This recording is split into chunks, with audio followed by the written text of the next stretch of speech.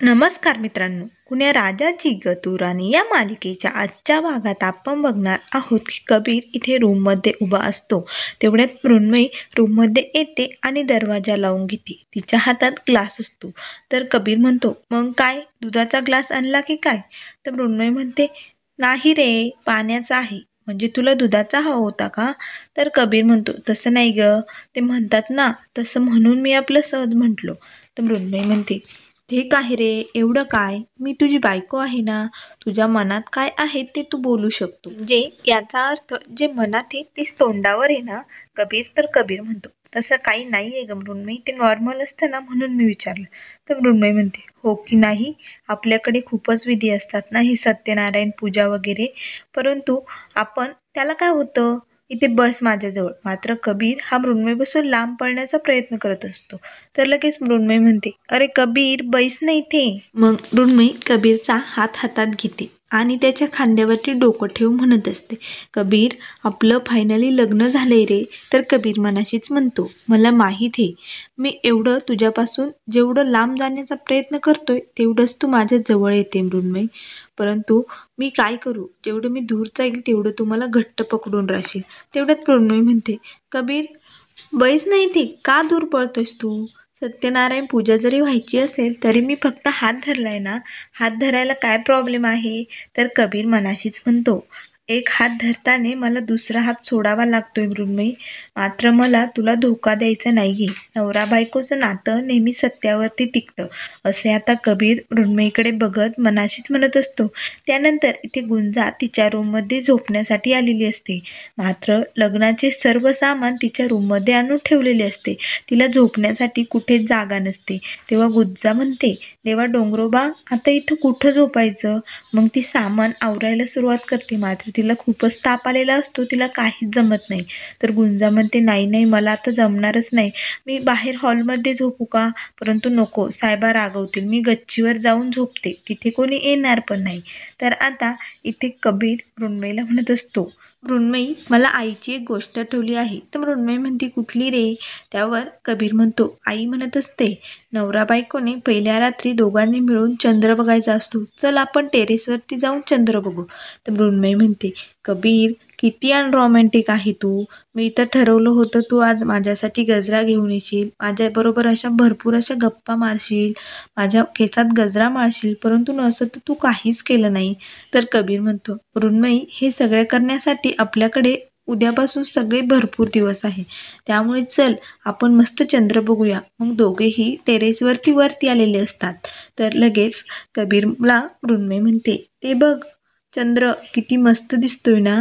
तर कबीर ते चंद्राकडे न बघता मृण्मयीच्या चेहऱ्याकडे बघतो. तर मृण्मयी म्हणते, हे सर्व विधी प्रथा उगाचच ठेवलंय ना कबीर.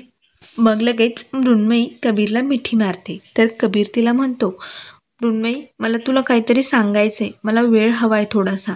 तर मृण्मयी म्हणते, तुला हवा तेवढा वेळ घे, तुझ्याकडे भरपूर वेळ आहे, नीट समजावू शकतो. तेवढ्यात कबीर गुंजा म्हणतो. तर लगेच मृण्मयीला ही तिथे गुंजा झोपलेली असते ती दिसते. तर मृण्मयी म्हणते, अरे गुंजा, हे बघ, इथे गुंजा झोपली, इथे का झोपलीस ती? तर कबीर म्हणतो, अगं, तिच्या रूममध्ये लग्नाचे सर्व सामान ठेवलेले असेल ना, म्हणून झोपली असेल. तर मृण्मयी म्हणते, चल आपण तिला खाली घेऊन जाऊया, उठवूया तिला, हॉलमध्ये झोप म्हणावं, इथे कुठे झोपली? तर मृण्मयी तिला उठवत असते. मात्र गुंजा उठत नाही. मग ती तिला हात लावून हलवण्याचा प्रयत्न करते. तर हात लावून बघते तर गुंजाला खूपच ताप आलेला असतो. तर मृण्मयी लगेच कबीरला बोलते, अरे कबीर, हिला तर खूपच ताप आहे रे, आता काय करायचं? मग लगेच दोघेही गुंजाला उठवण्याचा प्रयत्न करत असतात. तर मृण्मयी कबीरला बोलते, अरे हात पकड ना तिचा, असं काय बघतोय, ती खूप ग्लानीमध्ये आहे. तर गुंजा ही तापेत बडबडत असते, तिला उठताही येत नाही. मग मृण्मयी म्हणते, अरे कबीर, बघत काय बसलाय, चल आपण दोघे मिळून हिला खाली घेऊन जाऊया. मग मृण्मयी आणि कबीर दोघेही तिला त्यांच्या रूममध्ये घेऊन येतात आणि बेडवरती झोपवतात. तर लगेच मृण्मयी म्हणते, किती ताप आलाय रे हिला. तर कबीर हा गुंजाकडे बघतच असतो. मग तिला बेडवरती झोपवल्यानंतर मृण्मयी म्हणते, थांब, मी मिठाचं पाणी घेऊन येते, तू इथेच थांब. तर लगेच गुंजा ही तापेमध्ये बरळत असते, आई, लग्न मोडलं असतं म्हणून मी तुला पाठवलं, मी चुकले, असं सर्व काही बरळत असते. तर कबीर तिच्याकडे बघत असतो तेवढ्यात मृण्मयी मिठाचं पाणी घेऊन येते आणि म्हणते, गुंजा आता तुला बरं वाटेल बरं का. तर मृण्मयी कबीरला विचारते, अरे हिला आईची आठवण येते का? ही अशी का बरळते सारखी सारखी? तू एखादी गोळी टॅबलेट काहीतरी बघणारे औषध असेल तर कबीर म्हणतो, हो का? मग कबीर ड्रावर उघडून औषध गोळी काही सापडत असतो. इथे आता मृण्मयी तिच्या हाताने गुंजाच्या डोक्यावरती मिठाच्या पट्ट्या ठेवत असते. मात्र कबीरला काही गोळी वगैरे सापडत नाही. तो म्हणतो, अगं मृण्मयी सापडत नाहीये, थांब मी आईला जाऊन विचारू का? तर मृण्मयी म्हणते, कशाला उठवतो सगळ्यांना? सर्वजण आज खूपच दमलेले लग्नात, त्यामुळे नको उठू. तू बघ बरं इथे कुठे असेल. मग कबीर म्हणतो, ठीक आहे मी किचनमध्ये बघून येतो. तर मृण्मयी म्हणत असते, गुंजा किती ताप आला होता ग तुला? तरी तू मला सांगितलं नाही. मला बोलली असते तर ना, आधीच मी तुला गोळी दिली असती ना. मग कबीर मात्र त्या दोघींकडे बघत असतो आणि तेवढ्यात कबीरला गोळी सापडलेली असते. तो मृण्मयीला म्हणतो, धर मृण्मयी, गोळी सापडली. मग मृण्मयी गुंजाला हळूच उठवते आणि तिच्या तोंडात गोळी टाकून तिला पाणी पाजते आणि झोपवते. तर आता मृण्मयी कबीरला म्हणते, कबीर हिचा ताप उतरेपर्यंत ना मलाच हिची काळजी घ्यावं लागेल. त्यामुळे तुला काही प्रॉब्लेम नसेल तर तू हॉलमध्ये जाऊन झोपू शकतो. मी इथेच थांबते हिच्याजवळ. तर कबीर त्या दोघींकडे बघत असतो आणि मनाशीच म्हणतो, मृण्मयी तुझं आणि गुंजाचं हे नातं तुला कसं समजावून सांगणार आहे हे मलाच ठाऊक नाही. परंतु मला एवढं मात्र माहीत आहे, जितकी तुमची जवळीक वाढत जाईल तेवढं माझ्यासाठी खूप अवघड होणार आहे. असे म्हणून आता कबीर मनाशीच विचार करत असतो आणि त्या दोघींकडे बघत असतो. कारण मृण्मयी ही एकदम अगदी बहिणीसारखी गुंजाची काळजी घेत असते. त्यानंतर इथे आता दुसऱ्या दिवशी गुरुजींनी सत्यनारायण पूजा केलेली असते. तर मधू म्हणते, चला आता सत्यनारायण पूजा झाली, प्रसाद ठेवून झाला, चला आता नवरा नवरीने उखाणा घ्या.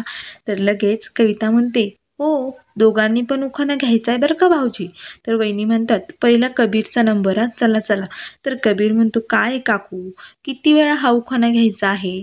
तर रेशी म्हणते, अरे आता वर्षभर प्रत्येक सणाला उखाणा घ्यायचा असतो, घे पटकन चल. तर लगेच माया म्हणते, हे कबीर बायकोचं नाव घ्यायला एवढा कंटाळा कसला येतो रे तुला?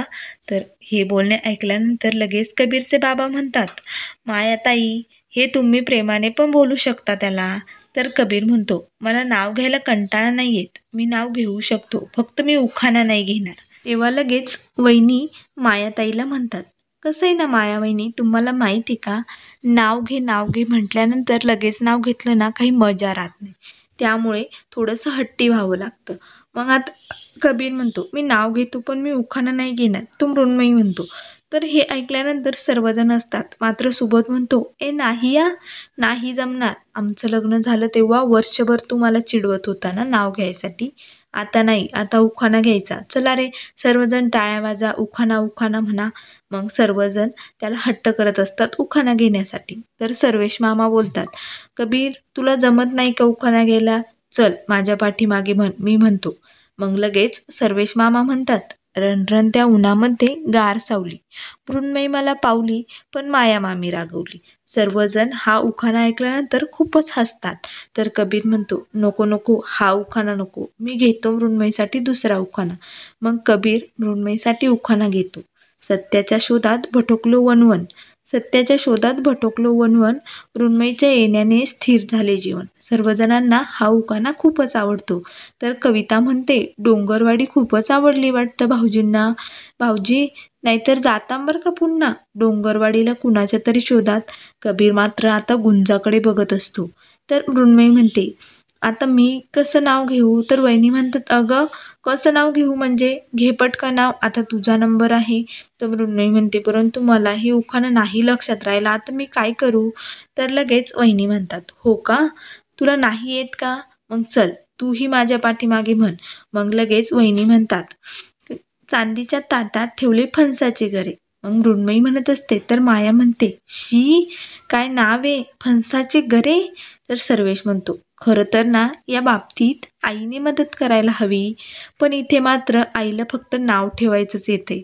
त्यावर माया म्हणते, ऑफकोर्स सर्वेश, पण मला जे येतं ना ते इथं कुणालाच येत नाही. त्यावर लगेच वहिनी बोलतात, बरोबर आहे माया वहिनी, तुम्हाला जे टोमणे मारता येतात ना ते इथे कुणालाच येत नाही. तर सर्वजण लगेच खूपच हसत असतात.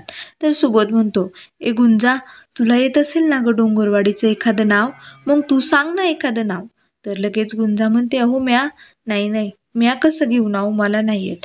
तर मृण्मयी म्हणते, अगं गुंजा, असं काय करते, शिकव ना ग मला प्लीज ना, माझ्यासाठी घे ना ग.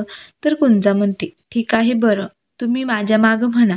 मग गुंजा म्हणते, मी म्हणते तुम्ही माझ्या पाठीमागे सुरुवात करा.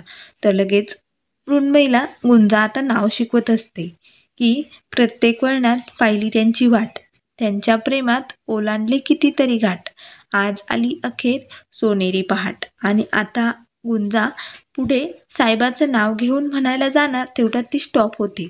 तर कबीर मात्र तिच्याकडे खूप रागाने बघत असतो. आणि आता कबीर मनाशीच म्हणत असतो, गुंजा, तुला थांबायचंय, बास, तू नको शिकू मृण्मयीला काही, असे आता तो मनाशीच म्हणत असतो. त्यानंतर सर्वजणांना हे नाव खूपच आवडलेले असते. सर्वजण मृण्मयीसाठी टाळ्या वाजवतात. मग आता मित्रांनो, पुढील भागामध्ये आपल्याला बघायला मिळेल, इथे आता गुद्या सत्यादा आणि बाबळीकडे कडूआजीला घेऊन आलेला असतो. तर कडूआजीची याददाश्त केलेली असते. तर सत्यादा म्हणतो, ए म्हातारे, काय झालंय हे बघ, मी सत्यादा, ही तुझी लेक बाबळी आणि हिची पोर गुंजा, तुला आठवत नाही का? आता मात्र कडूआजीची याददाश्त हे सर्व ऐकल्यानंतर येणार का? ती सत्यादाकडे आणि बाबळीकडे एकटक बघत असते आणि खिडकीतून गुद्या डोकावत असतो आणि म्हणत असतो, ए म्हातारे, बोल की काहीतरी, आठव आठव. आता कडूआजीला सर्व काही आठवेल का हे आपल्याला लवकरच बघायला मिळेल. त्यानंतर इथे आता कबीरच्या घरी जिलेबी खाण्याचा खेळ चालू झालेला असतो. सर्वजण टाळ्या वाजवत असतात. आता कोण जिंकणार, कोण एक नंबर जिलेबी खाणार असे म्हणत असतात. मात्र कबीरचे सगळे लक्ष गुंजाकडे असते. तर गुंजा ही कबीरकडे खूप रागाने बघत असते. त्यामुळे मित्रांनो, पुढे काय काय होणार हे बघण्यासाठी चॅनलला लाईक करा, सबस्क्राईब करा. व्हिडिओ पाहिल्याबद्दल धन्यवाद.